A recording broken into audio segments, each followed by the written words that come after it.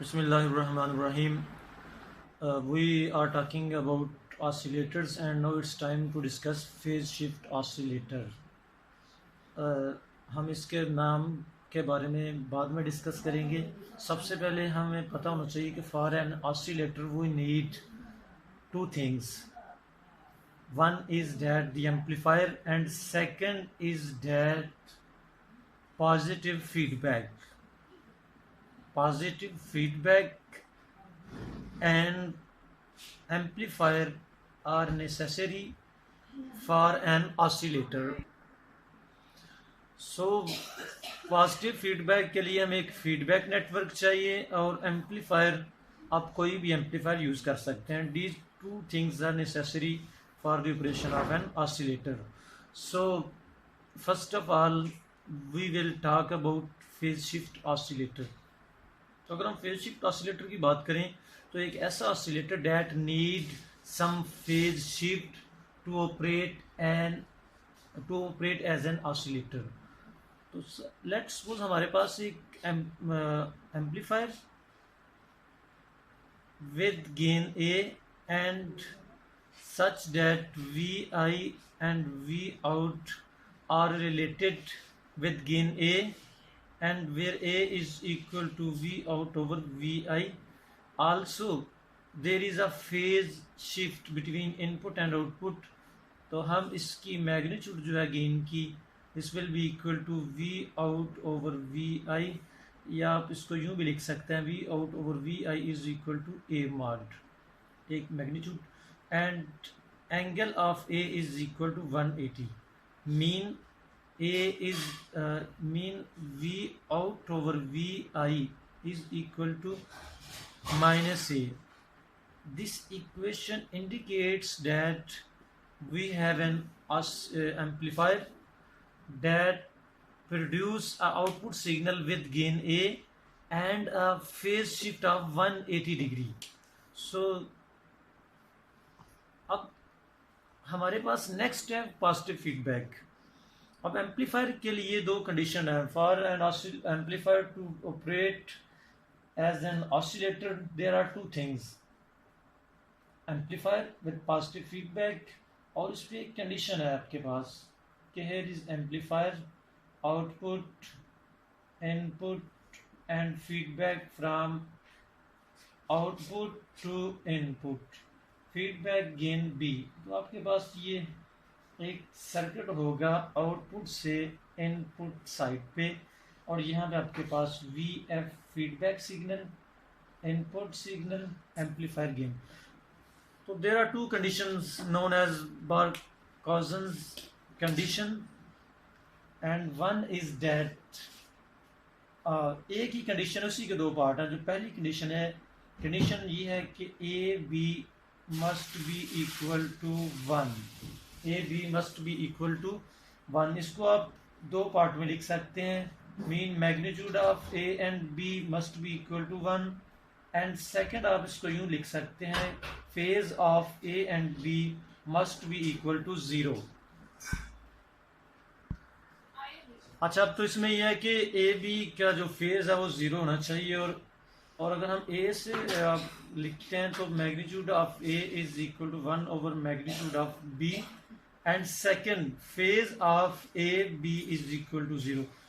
इस फेज वाले टर्म को आप लिखें तो phase of A plus phase of B must be equal to 0, और phase of B must be equal to negative of phase of A. तो हमारे पास ये कंडीशन आ गई. एक तो ये है कि gain, amplifier gain and feedback gain, feedback को आप अटेन्युएशन भी बोल सकते हैं, these must be reciprocal of each other.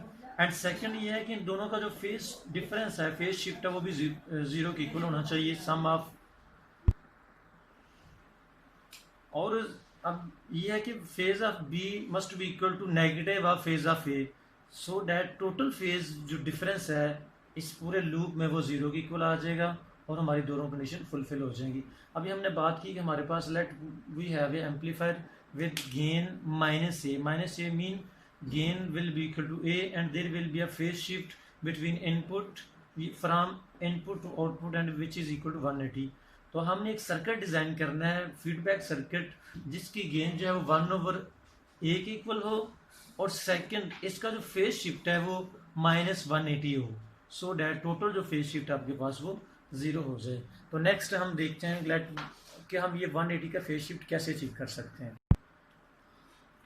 तो फर्स्ट ऑफ ऑल ये है कि हमें phase of B must be equal to 180 degree. 180 degree phase shift can be achieved by using RC circuit. RC circuit को आप यूज़ करते हुए phase shift introduce कर सकते हैं। तो सबसे पहले अगर हम बात करें तो हमारे पास let's suppose we have a RC circuit. हम लो पास सर्किट यूज़ कर सकते हैं या हाई पास, ये आप की विल है कि आप कौन सा सर्किट यूज़ करना चाहते हैं। तो हमारे पास let's suppose we have a RC circuit with resistance R and capacitance C, so that V in or V out are labeled here. अगर हम यहाँ से रिलेशन फाइंड आउट करें गेन का, gain relation for RC gain relation के लिए हम यहाँ पे KVL के जरिए let's suppose here is current I flowing from this positive terminal towards negative terminal, so that VI will be equal to VC plus VR, और इसको further आप लिख सकते हैं I into XC plus I into VR, और current आपके पास आ जाएगा VI over XC plus R, XC into R। अब बिकॉज इनपुट वोल्टेज साइनोसाइडल है, इसमें कुछ फेज डिफरेंस हो सकता है। फेज हम अंडरस्टूड रखते हैं कि इसमें फेज डिफरेंस होगा मैग्नीट्यूड के साथ साथ। तो आई की अगर हम मैग्नीट्यूड आप फाइंड आउट करना चाहें तो this will be equal to V I magnitude over X C square into R square under root. Second जो यहाँ पे हम इस बात करेंगे करंट के साथ आउटपुट वोल्टेज आपके पास है V out is equal I into R, तो ये आपके पास आ जाएगा V out will be equal to I into R, and I into R को आप लिख सकते हैं V I R over X C square plus R square, so that V out over V I gain of this R C circuit और attenuation will be equal to R over X C square plus R square. तो ये gain आपके पास आ गया एक are C circuit का, जिसको आप लिखते हैं ए आर सी। और ये एक आपके पास हाई पास सर्किट है कि हाई सिग्नल यहाँ से फ्लो करेगा तो नेक्स्ट आउटपुट में मूव करेगा। तो हाई पास सर्किट के आपके पास आगे ये गेन आ गई। और साथ ही साथ अगर हम इस सर्किट के लिए बात करते हैं फेज डिफरेंस की या फेज शिफ्ट, इस आरसी सर्किट का एंगल कितना होगा, तो उसके लिए देखते हैं कि आप अगर रेफरेंस वोल्टेज लें वी आर को, then capacitor voltage will lag by 90 degree, और ये आपके पास टोटल वोल्टेज होगा वी आई। और सम अगर आप वी सी को यहाँ से उठाकर इधर ले जाएं तो total voltage input voltage will lag the output voltage, so that tan theta can be written as V R over V C, sorry V C over V are.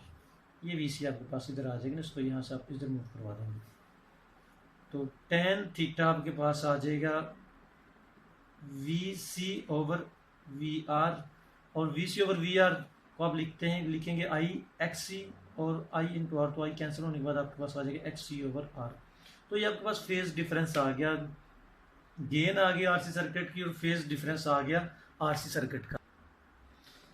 तो phase difference by an RC circuit is equal to X C over R.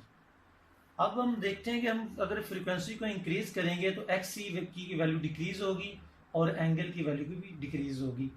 तो अगर frequency की value आप zero कर देंगे तो theta के पास zero आ जाएगा, सॉरी अगर फ्रीक्वेंसी की वैल्यू आप जीरो रखेंगे तो X C will be infinite and theta will be equal to 90। तो इस तरह से अगर आप एक्स सी की वैल्यू बहुत लो कर दें, मीन फ्रीक्वेंसी को बहुत ज़्यादा हाई कर दें, तो थीटा की वैल्यू जीरो हो जाएगी। तो यहाँ पे जो थीटा की रेंज आपके पास आ जाएगी, थीटा की एक रेंज होगी फ्रॉम 0 to 90 डिग्री। मीन आप डिफरेंट फ्रिक्वेंसी पे जो अचीव कर सकते हैं थीटा की वैल्यू वो 0 से लेकर 90 डिग्री तक हो सकती है। तो आपने जो अचीव करना है phase shift total feedback network के लिए वो आपके पास 180 है। तो आपके पास चांस है कि आप ये 180 का जो फेज शिफ्ट है वो 90 प्लस 90 से अचीव कर लें, मीन 2 आरसी सर्किट यूज कर लें, या आप इसको 60 plus 60 plus 60 mean 3 RC circuit use कर लें, या आप इसको 45 मल्टीप्लाई बाय 4 मीन आप इसको 4 आरसी सर्किट यूज कर लें। तो ये आप पे है। तो जो सिंपलेस्ट वे है वो ये है कि आप 3 सर्किट यूज कर लें, 3 आरसी सर्किट। तो जब फीडबैक नेटवर्क में आप 3 आरसी सर्किट यूज करेंगे तो आपके पास कुछ इस तरह से नेटवर्क आ जाएगा। आरसी आर आप ये ज्यूम करते हैं कि जितने भी सर्किट हैं हम आरसी सर्किट लगाएंगे उन सारों में सी और आर की वैल्यू जो है वो सेम है। तो आपके पास ये आ जाएगा आरसी और फिर आपके पास आ जाएगा आरसी। तो इस तरह आपके पास ये 3 आरसी सर्किट आ जाएंगे, आर आर सी और सी। तो यहाँ पे आप एक तरफ आउटपुट वोल्टेज लेंगे, वो फीडबैक से पास होता हुआ यहाँ पे आपके वो फीडबैक सिग्नल बन जाएगा आपके पास। अब हम अगर इसको सिंपलेस्ट वे से सॉल्व करना चाहें तो यहाँ पे हम देखते हैं कि जितनी इम्पीडेंस इस पहले वाले सर्किट की होगी आरसी की, उतनी ही अगले सर्किट की और उतनी ही अगले सर्किट की। तो यूं जो तीनों आरसी सर्किट हैं वो एक दूसरे को लोड करेंगे, लोडिंग इफेक्ट होगा और ओवरऑल जो वोल्टेज आउटपुट पे वो कम हो जाएगा। लोडिंग इफेक्ट को हम एक सेपरेट लेक्चर में डिस्कस करेंगे। तो लोडिंग इफेक्ट को ख़त्म करने के लिए हम ये चाहते हैं कि जो एक सर्किट के बाद दूसरा सर्किट लगाया जाए उसकी रेजिस्टेंस बहुत ज़्यादा हो। तो ज़ाहिर रेजिस्टेंस तो हम चेंज नहीं कर सकते, उसके लिए फिर आप ये करते हैं कि सेंटर में बफर सर्किट लगा देते हैं। बफर सर्किट ऐसे सर्किट हैं जिनकी गेन 1 होगा लेकिन इनपुट इम्पीडेंस बहुत ज़्यादा हाई होगी, आउटपुट इम्पीडेंस बहुत लो होगी। सो डैट कि जब गेन्स बफर सर्किट का जब इनकॉर्पोरेट करेंगे तो हम इसको यूं देख सकते हैं बफर सर्किट के बारे में कि बफर सर्किट है क्या। सबसे पहले तो बफर सर्किट को आप यहाँ पे लिख दें, बफर सर्किट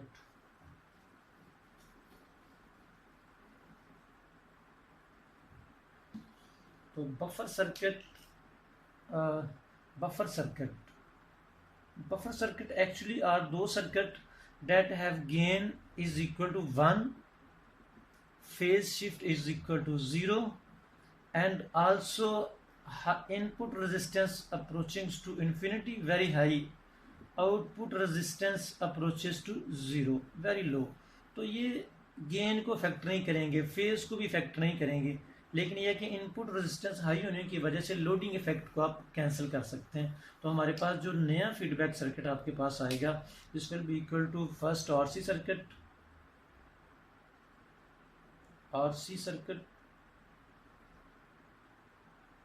और उसके बाद एक बफर सर्किट। बफर मीन एक एम्पलीफायर है, उसको A1 आप लिख दें। फिर आपके पास आरसी सर्किट,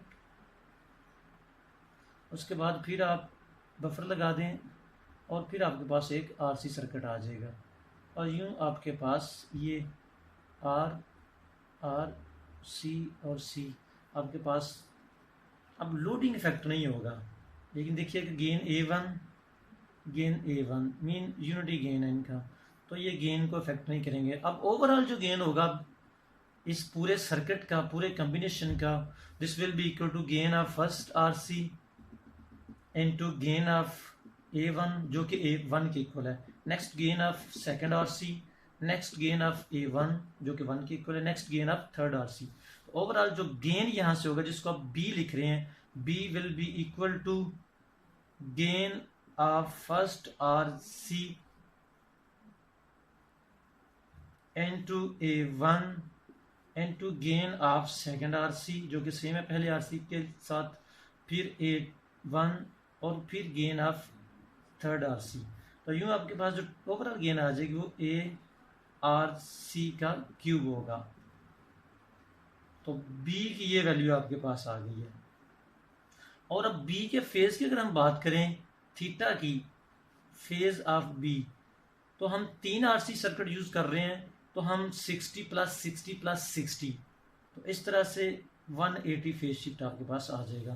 तो मीन एक आरसी सर्किट से हमें कितना फेज डिफरेंस आना चाहिए, 60 डिग्री। तो फेज का ये रिलेशन है आपके पास, tan theta is equal to XC over R. तो इस रिलेशन से आप पुट करते हैं कि let each circuit provide a theta which is equal to 60 degree, so that tan 60 will be equal to XC over R, और tan 60 की value आपके पास 300, तो XC over R which implies that XC will be equal to 300 over R। अगर आप XC और R की value में ये रिलेशन रख दें इस RC सर्किट में, तो आपके पास जो फेज शिफ्ट आएगा एक थीटा की वजह से वो कितना होगा, 60 डिग्री। सो डैट ओवरऑल जो फेज शिफ्ट आपके पास आ जाएगा 60 plus 60 plus 60 and it will be equal to 180 के पास इक्वल आ जाएगा, और गेन आपके पास ये होगा। अब हमारे पास ये है कि अगर हम XC इज इक्वल टू √3 कर देते हैं, तो फिर गेन जो आपने RC की गेन फाइंड आउट की है, गेन RC जो कि आपके पास आ रही थी R over R square plus XC square under root, उसकी वैल्यू क्या आ जाएगी, इस गेन की वैल्यू क्या आ जाएगी। तो इस गेन के सबसे पहले हम R से नॉमिनेटर और डिनोमिनेटर में डिवाइड करेंगे, तो आ जाएगा 1 over 1 plus XC over R square. तो ये एक RC की गेन होगी, और टोटल जो गेन होगी आपके पास वो B this will be equal to ARC cube. तो ये आपके पास आएगा 1 over 1 plus XC over R square under root and whole cube. तो because we are wanting 60 degree phase shift, तो XC will be equal to √3 into R। तो ये value put करेंगे तो आपके पास आ जाएगा 1 ओवर 1 प्लस ये आपके पास आ जाएगा XC ओवर R की वैल्यू आएगी 3 अंडर रूट, और ये स्क्वायर हो जाएगा, and this will be equal to 1 over 1 plus 3 square cancel हो जाएगा, स्क्वायर अंडर रूट तो आ जाएगा 1/4 अंडर रूट और 3, तो ये आपके पास आ जाएगा 1 ओवर 8, 1/8। तो B की जो मैग्नीट्यूड है वो 1/8 होगी। आपने ये नेटवर्क को सॉल्व किया, फीडबैक नेटवर्क को, तो आपके पास गेन की जो वैल्यू आई है फीडबैक गेन की, फीडबैक नेटवर्क्स की जो अटेन्युएशन है वो आपके पास 1/8 आ रहा है।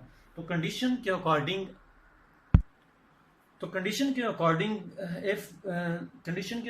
A magnitude must be equal to 1 over B magnitude, this will be equal to 1 over 1/8 and this goes to 8।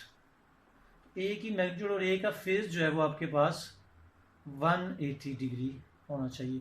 तो लेट सपोज हम एक B का तो हमने सर्किट फाइंड आउट कर लिया, अब A की हम बात करते हैं। तो कॉमन एमिटर एम्पलीफायर आपके पास है जिस that produce 180 phase difference between input and output, तो आप कॉमन एमिटर को यूज़ कर सकते हैं और उसकी गेन को 8 के अकॉर्डिंग आप उसको अगर मैनिपुलेट कर लें। सेकंड आपके पास है ऑपरेशनल एम्पलीफायर, कि जब आप ऑपरेशनल एम्पलीफायर को यूज़ करते हैं एज ए इन्वर्टिंग एम्पलीफायर, तो there is a 180 phase shift between input and output. और लेट्स सपोज आपके पास ये RI और ये आपके पास RF और ये आपके पास V0 और VI, इस सर्किट की अगर हम बात करें तो यहाँ पे जो गेन होगा, gain will be equal to V out over VI, this will be equal to A mean amplifier gain, और that will be equal to minus RF over RI। तो इस गेन को हम की मैग्नीट्यूड आपके पास कितनी होनी चाहिए, gain magnitude must be equal to 8। तो so that RF over RI must be equal to 8, it implies that RF is equal to 8 into RI। तो RI की वैल्यू अगर आप लेट्स सपोज 1 किलो हम चूज़ करते हैं, तो आप RF की वैल्यू 8 किलो हम चूज़ करेंगे। तो ये आपके पास A सर्किट भी कंप्लीट हो गया, B सर्किट आप पहले सॉल्व कर चुके हैं, अब इन दोनों का आप ज्वाइन करेंगे। तो ज्वाइन करने के लिए आप देखते हैं, now we will join A and B. First of all आपके पास आ गया ए, तो आपके पास ये ए एम्पलीफायर गेन आप कैलकुलेट कर चुके हैं। ए और ए के साथ वी आउट, और यहाँ पे आप आर आई, और यहाँ पे आप आर एफ, और नेक्स्ट आपके पास feedback. here is our amplifier with gain A and we will join it with feedback network। और फीडबैक नेटवर्क आपके पास 3 RC सर्किट हैं। तो यहाँ पे आप 3 RC सर्किट को यहाँ पे आप लेट्स सपोज अलहदा से कर लें। RC के साथ आपके पास आएगा buffer with gain A 1 that is equal to 1। Next आपके पास सेकंड आरसी सर्किट आएगा। सेकंड आरसी सर्किट आपके पास आएगा, सेकंड आरसी सर्किट, और फिर उस आरसी सर्किट के बाद एक बफर आपके पास आएगा विद गेन A1 जो कि 1 के इक्वल है। नेक्स्ट आपके पास थर्ड आरसी सर्किट, और यूं आपके पास ये सर्किट भी कंप्लीट हो गया। आपके पास ये सी कैपेसिटर को शो कर रहा है। तो आपने क्या करना है, now we will have to take output. आप आउटपुट को यूज करेंगे as a input to this buffer, sorry feedback. तो आप यहाँ से आउटपुट लेंगे, उस आउटपुट को यहाँ से लेकर आएंगे, और यहाँ से आप इसको अटैच कर देंगे, और यहाँ से ये जो बी नेटवर्क है आपके पास, बी नेटवर्क आपके पास आ गया। This B network will produce 180 phase difference and will with gain B is equal to 1/8। और फिर आप यहाँ से इस सर्किट को यहाँ से ही आप इसको कनेक्ट करेंगे इस एम्पलीफायर की इनपुट साइड पे। तो हेयर इज एम्पलीफायर, और यहाँ पे आपके पास आ जाएगा। और ये आपके पास कंप्लीट सर्किट डायग्राम है। बोर्ड छोटा है थोड़ा सा, तो ये सही ड्रा नहीं हुआ मुझसे, तो आप इसको ज़रा काइंडली क्लियरली ड्रा कर लीजिएगा। बी नेटवर्क ए, और यहाँ पे आपके पास जो सर्किट की आउटपुट होगी जो कि ऑसिलेशंस होंगी, और इस ऑसिलेशंस की फ्रीक्वेंसी आप फाइंड आउट कर सकते हैं कि वो किसके इक्वल होगी। तो फ्रीक्वेंसी के लिए हम सबसे पहले देख चुके हैं, जो कंडीशन हमने ये सॉल्व की उसमें आपके पास XC आपके पास आया था 3√r, और XC किसके इक्वल है 1/ωc 3√r, और ओमेगा आपके पास आ जाएगा 1/3√rc। तो ये फ्रीक्वेंसी ऑफ ऑसिलेशन होगी सर्किट की, by which the circuit will oscillate at the output. Thanks. हम नेक्स्ट लेक्चर में देखेंगे how we can build phase shift oscillator without this buffer circuit, कि हम इस बफर सर्किट के बगैर भी आप इसको कंस्ट्रक्ट कर सकते हैं, जिसमें बी की वैल्यू बी और ए दोनों की जो वैल्यूज़ हैं वो चेंज हो जाएंगी, डिफरेंट हो जाएंगी। थैंक यू, शुक्रिया, अस्सलाम वालेकुम।